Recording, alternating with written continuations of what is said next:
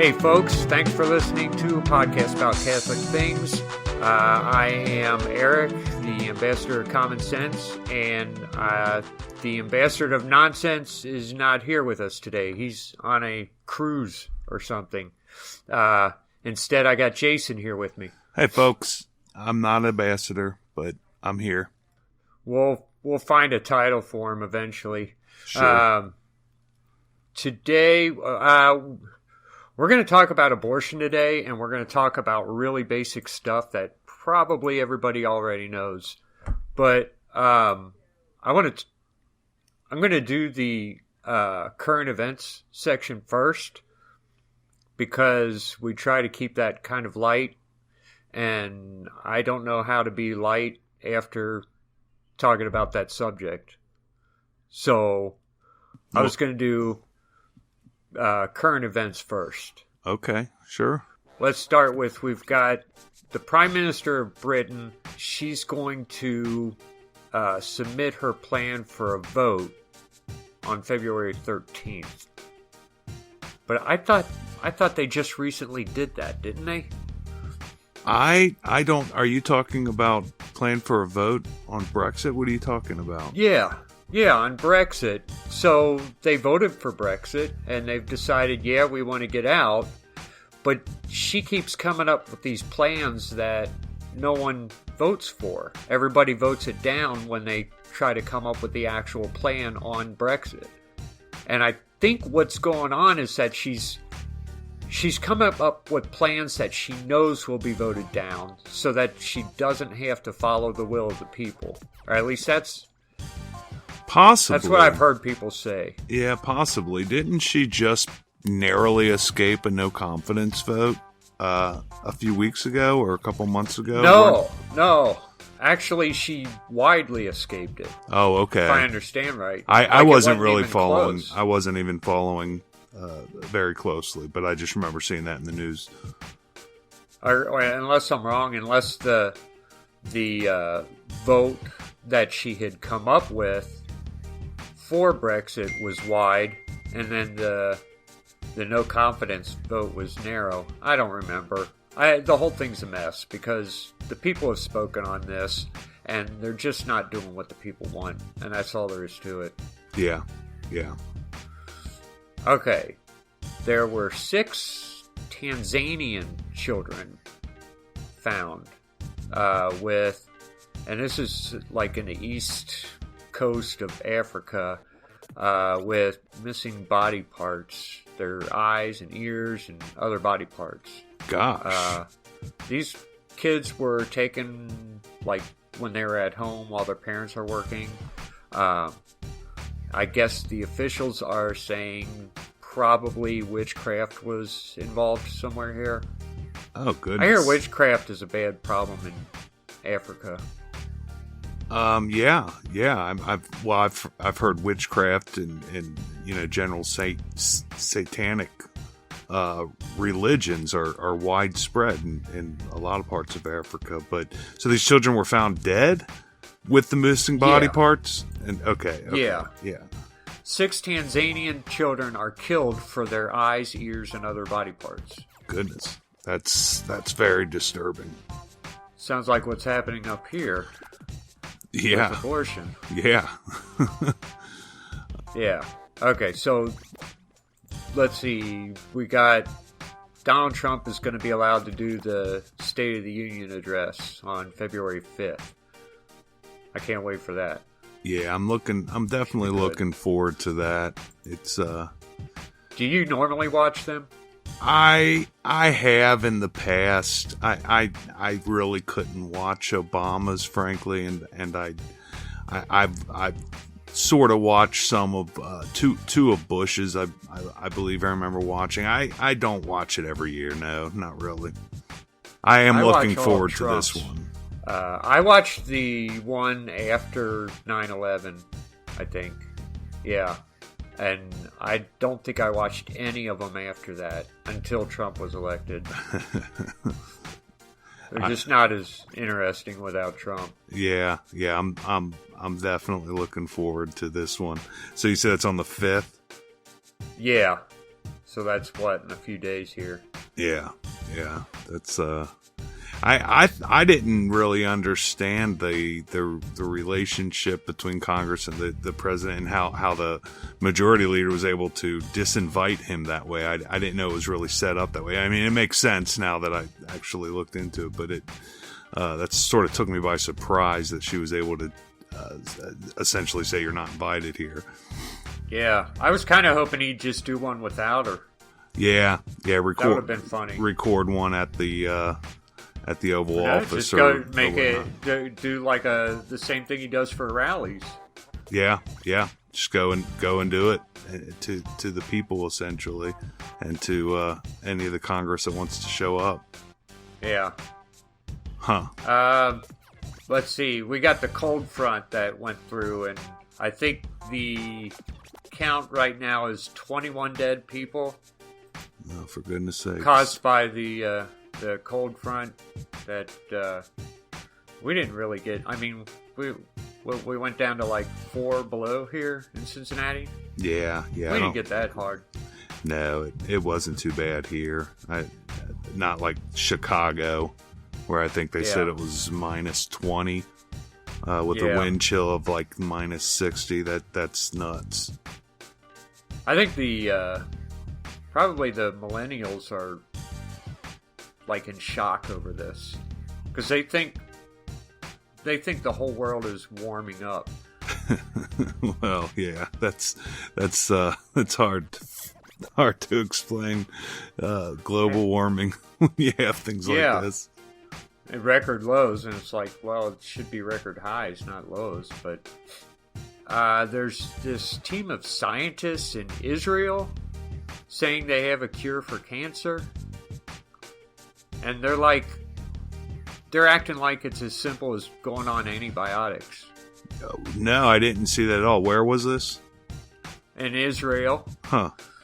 This group of scientists are claiming they have an absolute cure for cancer, and it's cheap. Like any cancer, or any cancer, all cancers. They're not even specifying certain kinds. They're just saying cancer, period. Well, it won't take long for them to either be, fake or no, I didn't hear about that, but hey, I hope so. Yeah, that's going to be a lot of people without a job if they do. Right. Yeah. Yeah, the whole medical industry is going to be in shambles. They're not going to be happy about that at all. We're going to have to focus on something else, like, I don't know, AIDS or something. It's unfortunate that in reality, you have these huge pharmaceutical companies and medical related corporations that would probably work to suppress something like that. That's sort of like what a conspiracy theory type stuff you'd see in a novel or something. But I really think it's true. I think they would. Yeah. So we got Italy's economy going down again into a recession. Now the prime minister in Italy is blaming it on external factors, including the tension between U.S. and China. I'm not surprised. I'm thinking if he tried to mimic Trump's approach a little bit more, it might go better for him. Yeah. I mean, I'm not a bit surprised. They're gonna try to blame something, but outside of their socialist organization, that's that's what they're gonna do to try to hold on to it. Yeah. Okay, so Associated Press and Snopes were providing fact-checking for Facebook. I didn't even know that. I don't even understand how that could happen. Are they fact-checking when I write on my status that I'm eating lunch at such and such restaurant? They're going to fact-check that? Huh. but they are no longer providing fact-checking, they said. I didn't know they ever were. Well, Snopes, I'm not sure I know what you mean. Snopes, that's all they did, right? Was fact check? It wasn't that. Well, they're a place I thought you could look up facts to check your facts. Right. But I don't understand it as if they had this specific relationship with Facebook. I didn't know that existed. Oh, okay. No, neither did I. So they're no longer going to be doing this?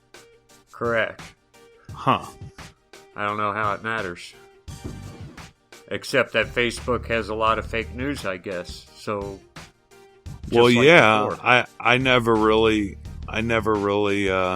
consider. Well, I haven't been on Facebook in many months or years, but yeah, I never knew you would look at Facebook for like news until recently. I heard people talking about that. So I guess they do need someone to check their facts, but who, like you said, are they checking everyone or just news related? Maybe they only check news related posts. Yeah. Or even then, how do you? I mean, anyone can write anything on Facebook. So how in the world could they? I don't know. How many users does Facebook have? Like billions? Yeah, I mean, how could they possibly keep up with it all? Doesn't even make sense. Oh well.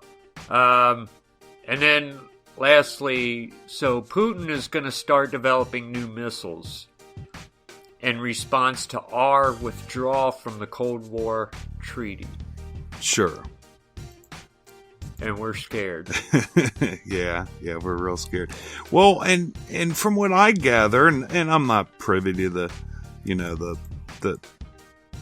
I guess intelligence that like Trump has, but from what I gather, they've never really honored this treaty, not for many years, and they have probably been building and designing the weapons that are a violation of that treaty for a long time now. I mean, that's sort of the message I got from this whole thing.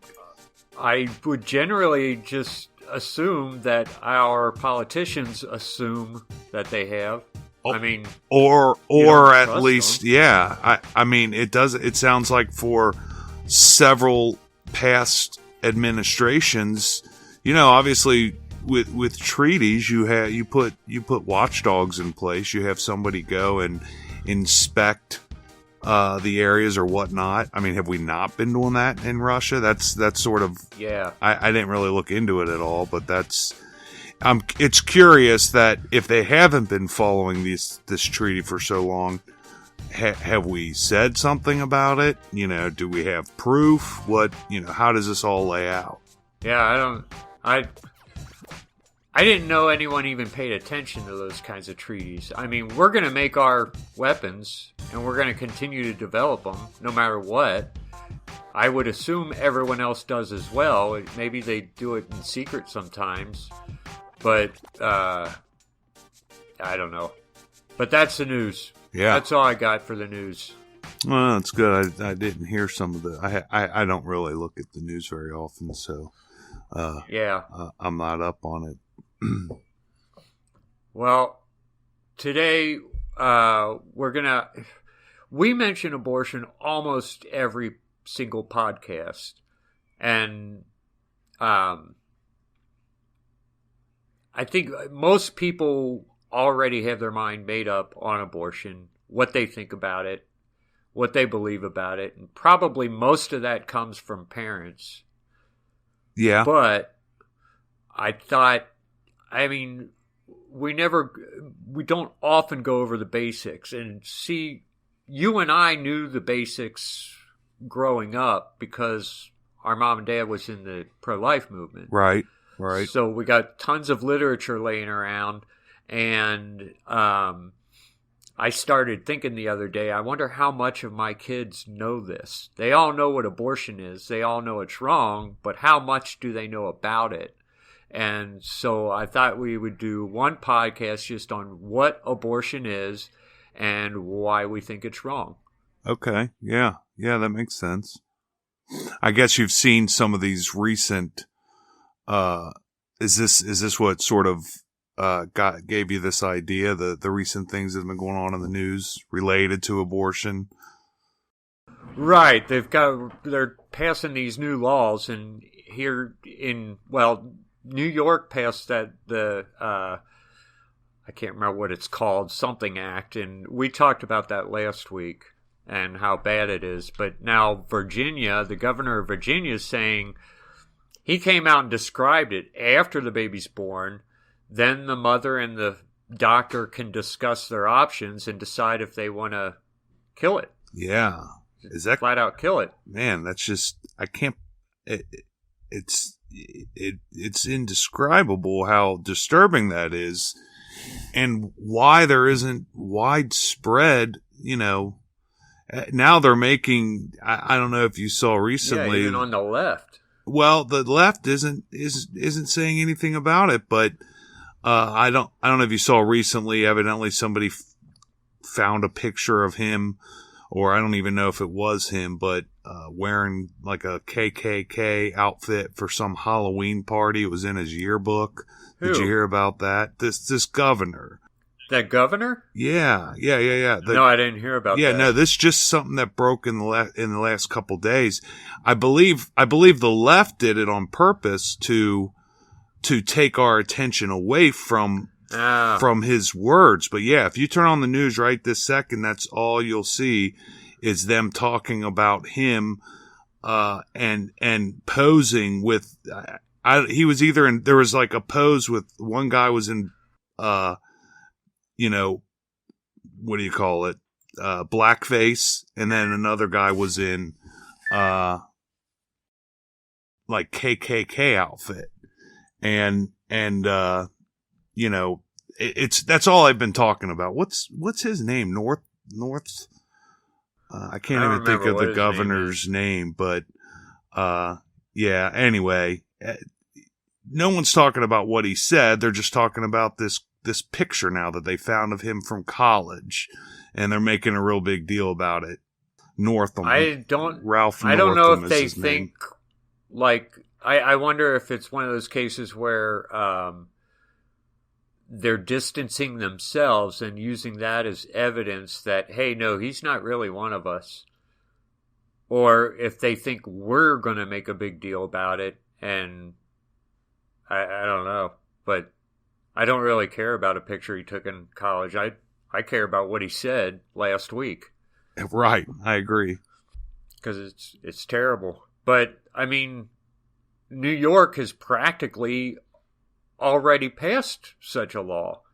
When there's a failed abortion and the baby's born alive, they're allowed to go ahead and kill it.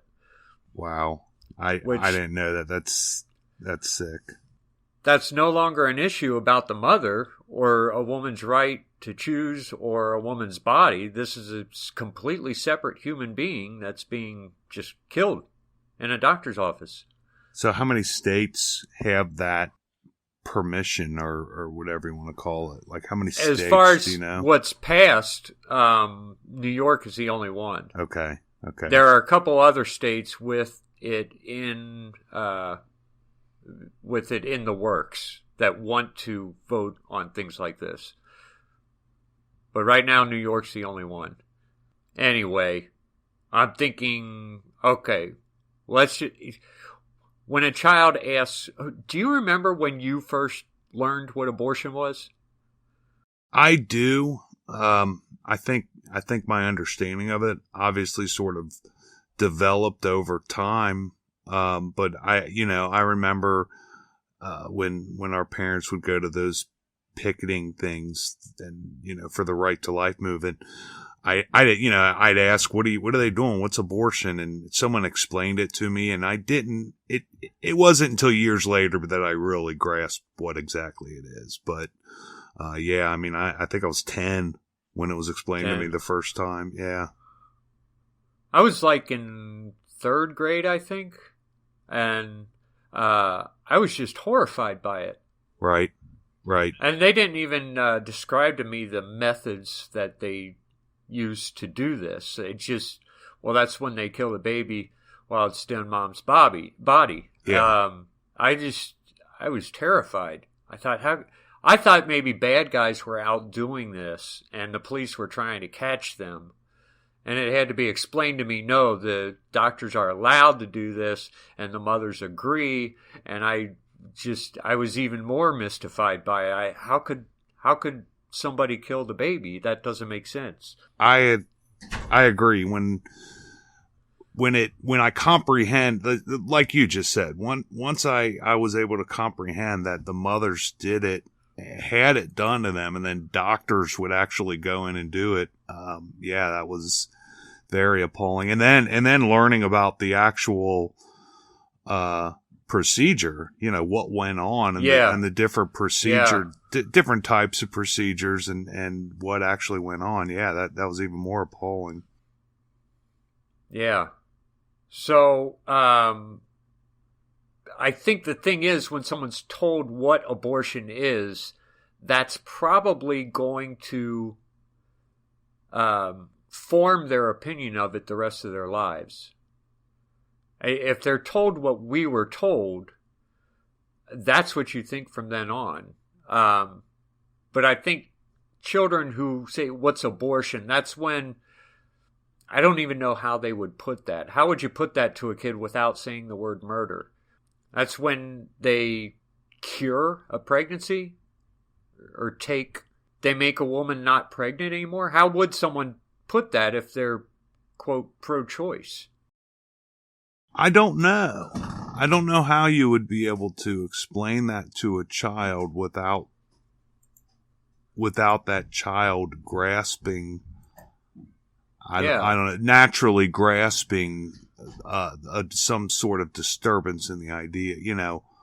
I don't know. I guess we need to ask someone who is, pro-choice, who has not decided to kill their kids. How would you explain this to a kid? How do you teach a kid this?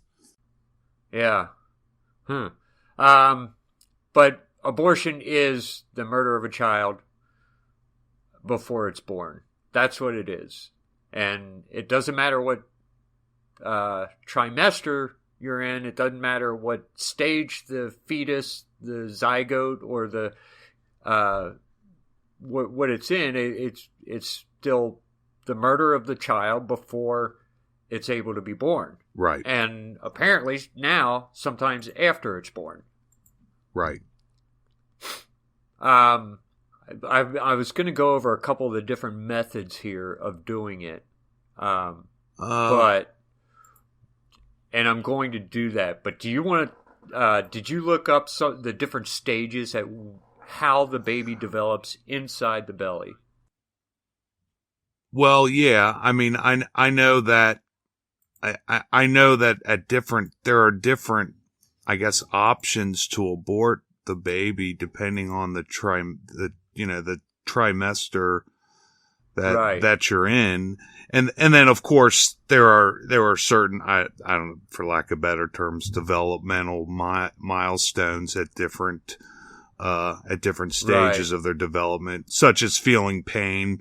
I know they say by week 16 there's you can actually start to see discomfort signals in the brain, but by week 20, without a doubt, they can feel pain, and often more pain than a fully developed baby, because I guess whatever it is that you develop that helps block pain to sensitive skin and things that hasn't been right hasn't developed yet. But is that what you mean? Like those various stages? Yeah. Yeah, so things like week, I guess, see, here's the problem when you talk about pregnancy versus the life of the child. If I say week 5, that could mean 5 weeks after conception, or it could mean the 5th week of pregnancy, which means 3 weeks after conception. Oh, okay. Okay. Because they say the 5th week of pregnancy is generally the 3rd week of life after conception. Right. So now, by 3 weeks of pregnancy, of conception, at the 3rd week of life or the 5th week of conception. Okay. But the baby's been alive for exactly 3 weeks now. We've got the internal organs are already starting to develop. Right. It's already starting to take shape, and it is in the attach itself to the uterus by now. And the heart will start beating that week too, right? I don't think so. Is that coming? No, the heart's not there yet. It's just beginning to be developed. So You've got all these organs just being developed by the 3rd week of life. Here's one of the things I want to point out. See, when you talk about abortion, there's the surgical abortions, and then there's the chemical abortion, like RU486, the abortion pill. Right.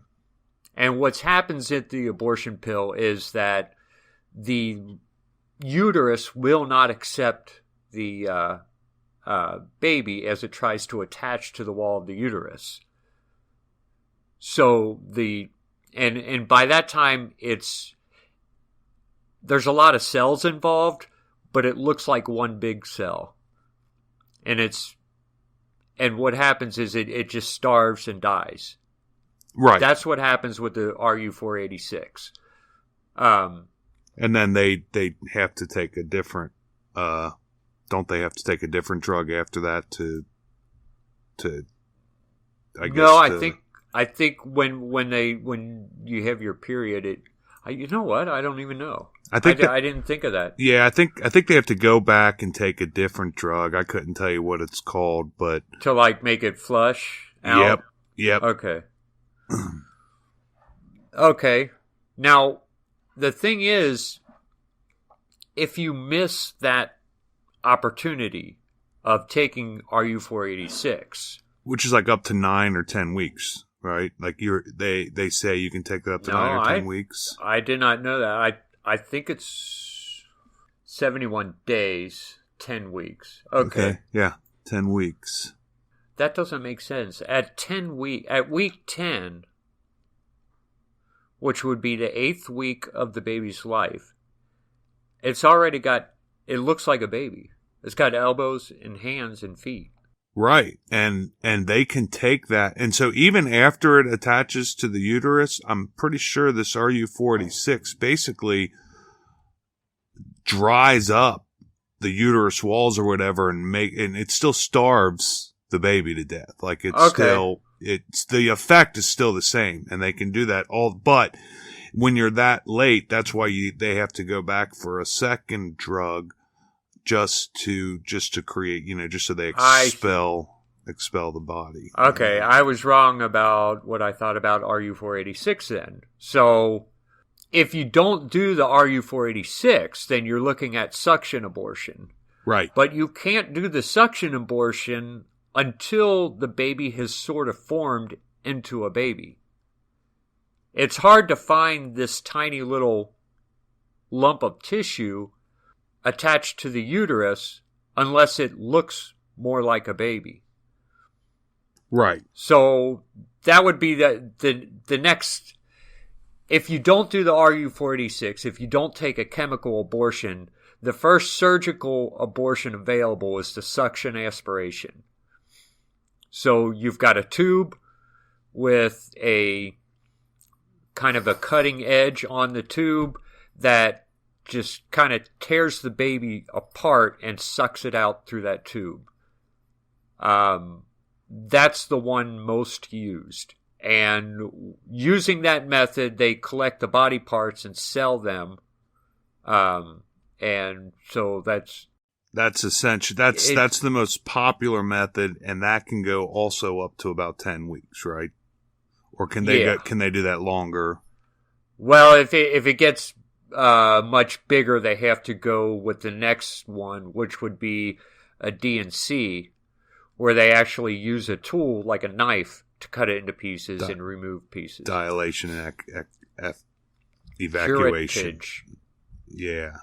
Dilation and no, it's not evacuation. That's later on when they have to use. So dilation, and this is during the first trimester. They dilate and then they use like a knife to cut it into pieces and drag it out. And they do not use a tube in that to suck it out. Gotcha. They have to pull it out. Then you get to the second trimester. That's when you got the D and E. But so that first trimester goes up to when? How many weeks is that? Is that week 12, I think? Yeah, because so like week 12, it's like, I mean, it's a baby, right? Like it has, it's not fully formed, obviously. You couldn't mistake it for the baby of a ape, even, probably. Right. I mean, it looks. You look at it and there's just a tiny baby. That's what it is. Yeah. Even at the end of the first trimester, the beginning of the second trimester. The second trimester is weeks 13 to 27. Okay. So by the end of week 12, yeah, it looks like a baby. And to be honest, I mean, by the end of week 10, it looks like a baby. Right. Yeah. That happens before that. I'm just pointing at that transition stage. It's unmistakably a baby. Yeah. You can't even mistake it for an ape or a monkey. It's definitely a human being. Yeah. And they're still ripping it apart, cutting it apart and pulling it. Right.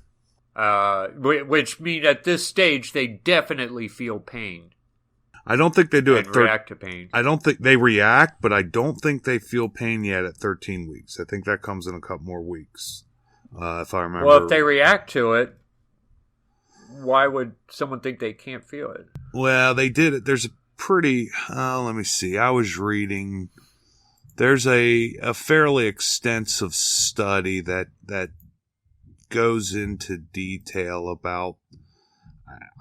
I don't know what the right terminology is. Yeah, the brain waves and I guess the nerves that link pain to the brain's to the brain, like those nerves are by 18 weeks essentially is when they're in place.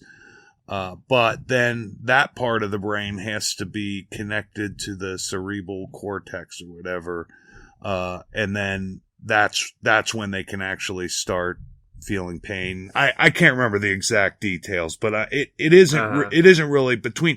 It's as early as like 16 weeks, certainly by 20 weeks, and anywhere in between there is sort of what it comes down to.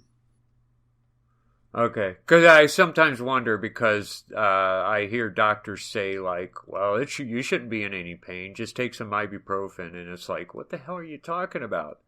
It's killing me. Like right. Even dentists, and I get a procedure done, and he's like, no, you shouldn't feel any pain. I say, well, I am feeling pain. No, you're not you're just feeling pressure. And it's like, what are you talking about? This is pain. I know that, I think it's past 16 weeks, like children who are receiving, in utero surgery, they're considered a patient, and they are given anesthesia, like from 16 weeks on. Oh, really? Yeah. Okay. Not when they're killing them, only when they're doing surgery to them. Just when they're trying to help them. But if they're killing them, they just go ahead and do it. Right. Which brings us to the dilation and evacuation. That's when they dilate, and then they have to, instead of just a knife, they have to use a forceps. And this is the one where the baby's head won't fit, so they have to crush it with the forceps in order to get it out, usually. And then you've got, that's the only one for the second trimester, except for the two that are used in the second and third trimester. It generally is salt poisoning or urea it's injected into the uterus so that it kind of burns away the baby. So just think of dunking someone in acid, I guess. And then after that, they induce labor. After they're certain or pretty sure that the baby is dead because of yeah. But see, that's a lot of times it isn't dead. So that's when you get to the problems where a baby's born. It was supposed to be dead. It's not dead. What do we do now? And the baby's sitting there crying because he's been sopped in acid or salt poisoning. And that's where this question of what do you do with the babies that are born alive comes from. Because they had tried to kill it, to burn it away, and it didn't die.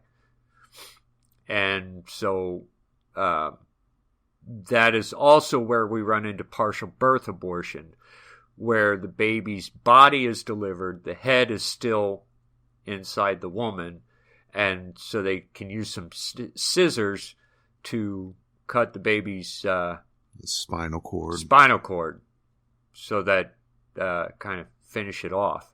And that was that doctor that. Okay. So that's what that Kermit Gosnell was famous for, was having those babies and going ahead and even after they've been delivered, they're outside the woman, they're crying, and he would go ahead and snip their spinal cord afterwards instead of before the heads were delivered. So that is what abortion is. And the weird thing is, these procedures haven't changed in like 20 years. Despite all the science that we have, I mean, one proving without a doubt these are humans we're talking about, but two, I mean, just it's the saline, the salt poisoning. Think about that. That's like your body. They can feel, again, going back to that scientific study, and I can find references if you want to post them. But they prove that the baby's not at that stage. They can feel just as much or more pain as everyone else, and then they're just soaking the babies in that salt. It's just disturbing. You'd think with all the advances that we've had that some of this would change. When I first learned about abortion, it's more than 20 years. You're talking 30, 35 years ago. It was the exact same thing. These are the methods they use. I remember most of these, other than the RU-4086 and the partial birth abortion. This is how they killed babies, and it's still how they kill babies. You don't want to say that you wish they would learn how to do it better, but at the same time, it just kind of shows the industry itself for what it is. Right. The fact that there's been no real development. It's I don't know. Okay, the reason the Catholic Church is against it is because it's murder, pure and simple. But we believe that conception starts at the moment, life. We believe that life starts at the moment of conception. Right. At the very second. What exactly does that mean? Is it just because that this is a living thing? Is it definitely a human being at this stage? Does it have a soul? I mean, that's what it really comes down to. That's really what the fundamental question is. Does this human being have a soul? Because even if you took all the brutality out of it, all the things we just described to you are it's hard to even conceive that we do this. But even if you took all that out, let's just look at that single cell, the joining of the sperm with the egg, the chromosomes coming together to make a completely different person than the mother.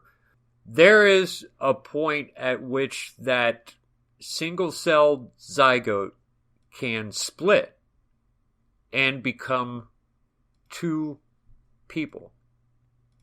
So what I've always questioned is what happens to that original person? All right, so that's after the egg is fertilized, is what you're saying? Right. So when you've got identical twins. Okay, yeah. It's been fertilized, and as they are approaching the uterus to implant, and I think even sometimes after it has implanted, it can split and become two distinct people.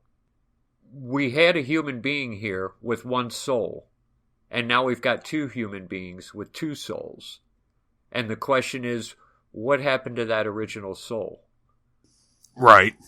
Well, and I don't really know enough about. I don't know enough about this, but I mean, is there some way to distinct? Was it? Maybe it was always two souls, and we don't know how to tell that yet.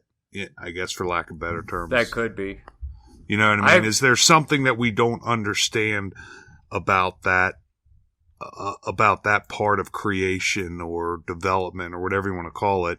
Is there something that we don't understand that we're not able to recognize and say, no, this was always two humans? Right. That could be. It's my opinion that original person still exists, and probably when the break happened, the stronger of the two sides, that is the original person. Okay. And then a new person is there. Right. Yeah. And then you get into further things like frozen embryos and stuff like that. When are all of these souls? And I guess this isn't just right now. This is church teaching. Yes, they are all souls. Right. They are all individual people. And I mean, this isn't really a religious discussion. Let me find out where it was that I saw that. Okay, the American College of Pediatricians recognizes that from the very moment of conception, a human being emerges as a whole, and I'm quoting now, at fertilization, the human being emerges as a whole, genetically distinct, individuated, zygotic living human organism, a member of the species Homo sapiens, needing only the proper environment in order to grow and develop. So, I mean, it's not a religious discussion. These are human beings. Even the one-cell zygotes are human beings. But most abortions do not occur with one-cell zygotes. Right. Most abortions occur long after they've obviously become babies. Yeah. And so, I hear the different arguments for it, and I've never even been able to make sense of them. I think one of the silliest ones I've heard is that it's at first a parasite and right. then becomes a human being. As if the need for others and the need for nourishment or something changes you from something not human to human. Well, kind of a silly argument. Well, yeah, because I mean, if you do want to use that definition, obviously, I mean, going back to, or you think about Philip K. Dick's story, Pre-Persons.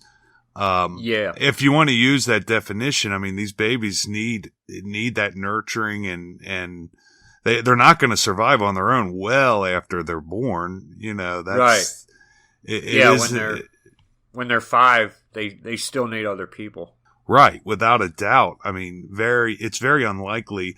I mean, maybe if you throw one in the woods at age 5, there's a slight chance to live, but it's very, very unlikely. Not on their own, though. Right. That's my point. You've got the Ferris. We talked about that last week. Feral children. I think there's only been like 2 or 3 cases actually happening. But those children were more or less raised by other animals. So, but they're not going to survive on their own. Nothing does. So right. No humans just that's not how we're made. And even if you look at the different stages of development, it's not like development means that you've become another animal. I mean, the caterpillar is the same animal, whether it's a caterpillar or a butterfly or or the tadpole and the frog. They're still the same animal. They just look different. I think the most annoying thing I hear, I mean, it really gets under my skin is, I think, let me see, how do people say it? Like abortion is wrong, unless it's rape and incest, or I think abortion is wrong most of the time. You know what I mean? Like don't get me wrong. I can't sit here and talk about rape and incest, obviously being a man, but right. Still. Yeah, rape and incest. Rape and incest or whatever, for whatever reason, how can something be okay at one point but wrong at a different time? You know what I mean? Yeah, as if the circumstances change what it is or something. And that's silly. It is. And if you look at some of these statistics, something like over 60 million babies have been murdered in abortion since Roe v. Wade. I mean, that's a lot of lives. And 93% of them are for, they're for elective reasons, non-medical reasons. Yeah. They're usually for convenience. Right. That's 55 million of them. Not to justify the other ones, but 55 million of them were for elective reasons. So, the idea that people do this for medical reasons is just silly, frankly. I'm not saying it doesn't happen, but, the thing is, well, for a couple things. First of all, there are 0 reasons to abort during the 3rd trimester, right? For medical reasons. Yeah, there is no medical many doctors reason to have said that. In the 3rd trimester, Right. Generally, there's not in the 2nd either. But when we talk about things like rape and incest, to me, that's look. If you've got a girl coming in for an abortion because she was raped, the chances that there was one rape, one sexual act, and that caused her to be pregnant and now she needs an abortion are very slim. If she's there because of a child that came out of rape, it's probably not a one-time thing. Right. Generally, those circumstances are with a father or Uncle Leo who's staying there and is raping her. And will continue to rape her because he's able to hide the evidence of it, the baby. Well, yeah, especially by taking her there without her parents' permission, which I guess is legal in some states. Is that? I know it happens. We know it happens from the work of undercovers going in and trying to get an abortion when, even by state law, they shouldn't have an abortion, or they shouldn't be doing what they're doing. Right.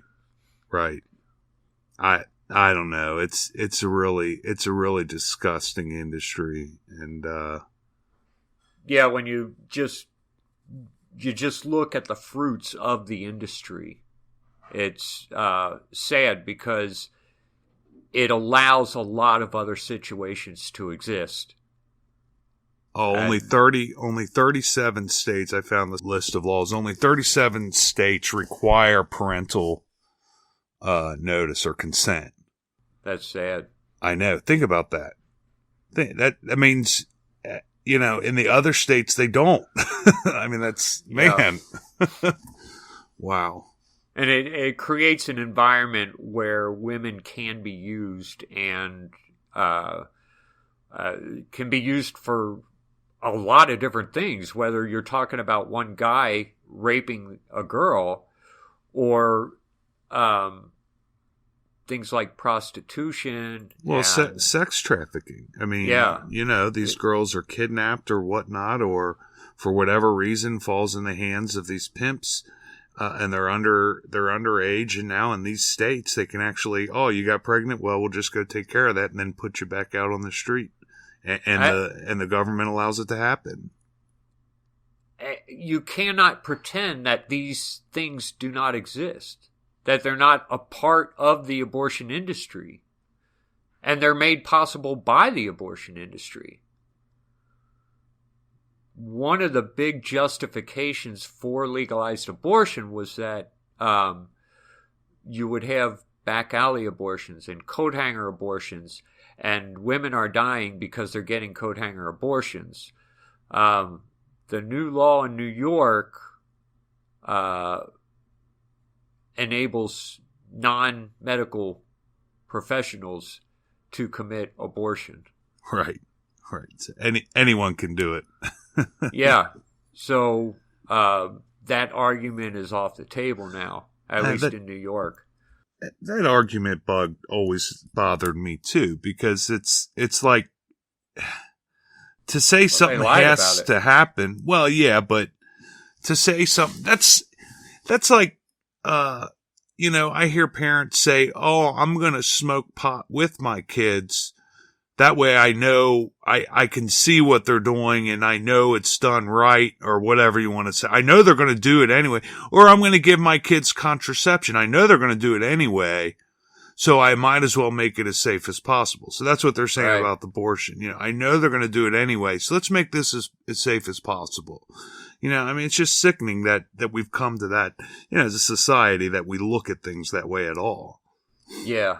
Like, we're humans. We're not animals. You don't know anything's going to happen. It's a human choice. Right. Yeah. Which brings us to another point about choice, is that very few women feel like they have any choice in an abortion. It's not a choice to a lot of girls. You mean like they feel they have to do it for whatever reason, either or they're pressured to do it? Parents, a boyfriend, just by their general the conditions of their life. They don't have money.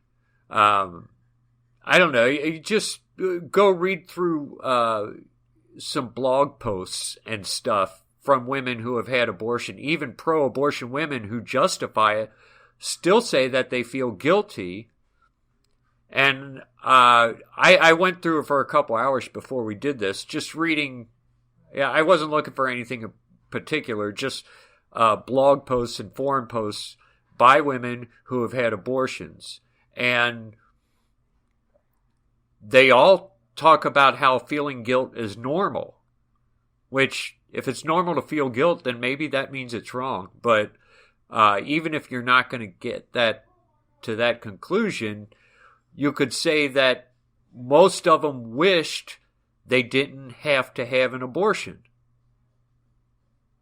Right. But they couldn't afford the baby, or the father wasn't going to be a part of it. There's all kinds of things. But I don't think many of them feel at all in any way that it's a choice. Yeah, no, I see what you mean. I mean, obviously, you can't speak for everyone, but right. I think I think it's safe to suggest that a lot, if not the majority of them, certainly don't see any other choice, and they say it's their choice, but really it isn't. We've created a condition that forces women into that, is what you're saying. Right. Yeah. And no, I could see that. if a girl goes to Planned Parenthood who claims to be all about choice. Now, if they go there and say, I'm choosing to have an abortion, can you help me? They are all too eager. But if they go there and say, I'd like to keep this baby, can you help me? That is not something they can help her with. Right. I've heard they greatly discourage it. They make you feel unwelcome. I can't remember. I can't bring up details, but right. Yeah. But there is no help from the left for women who want to keep and raise their child. Right. Not at all. It's really not about choice. Well, I mean, thank God for places like, these pregnancy centers that right. are, popping up all over the country. I think it's awesome they're out there, but man, just watching the news and seeing people cheer over a law that allows you to essentially kill a baby after it's born. I mean, my gosh, where are we headed as a society? It's disheartening. At this point in time, I don't really understand what the left's argument is for abortion. I don't understand what their argument is for killing a baby after it's been born. I haven't seen anyone even try to make the argument. Well, I think it's just it's as weak as the argument to kill a baby before it's born. You know what I mean? The whole thing is a weak argument if you think about it. The whole thing is a problem. And I don't think you can make a good argument for it. There's, I guess you could say, and obviously I think it's fair to point out there are certain circumstances, even in the Catholic Church. I mean, where not where abortion is okay, but I can't remember exactly how it's worded, but if you're doing a procedure to save the life of the mother, and the baby's definitely going to die during that procedure, if it is done to save the life of the mother, not to end the life of the baby, right. That can happen. It can't be the means or the end, but right.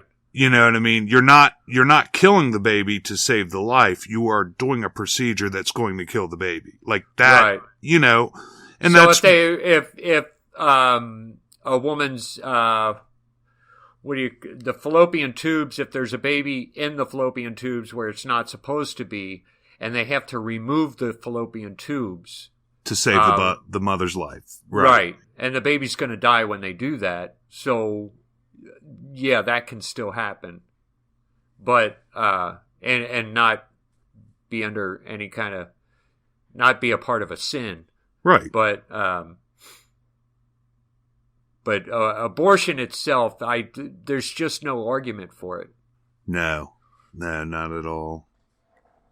And since we talk about abortion every single podcast, I thought I got to do at least one podcast where we just talk about abortion, what it is, why it's wrong, and maybe answer some of the more common arguments for it. And I don't think it takes a whole lot of answer. I don't think you could spend more than an hour or two arguing against abortion because it doesn't take much to say at all. No, you're right. I could think of other ways to discuss it. I mean, you could have, you were talking about the, I guess the blogs and the stories of these women who had abortions. You could spend a podcast just reading the sad stories from these girls who not only felt forced into it, but are now just struggling mentally to get by day by day. Not just because of the guilt. Some of them, this ends up in physical problems. But anyway, you could spend a whole podcast just talking about those stories, Right. Right. But the argument, for abortion itself, there just isn't an argument for it. No. And there's no justification for it. And that is why we are so steadfastly against it. Yep. I think that's about all I got on it. Yeah, I agree. I don't think there's much else to say. Yeah. Apparently I got to go help Dad with the car though. So, we already did the, you already did the news. We already did the news. So, thanks for listening to a podcast about Catholic things, and we will catch you next week. All right, take care, folks.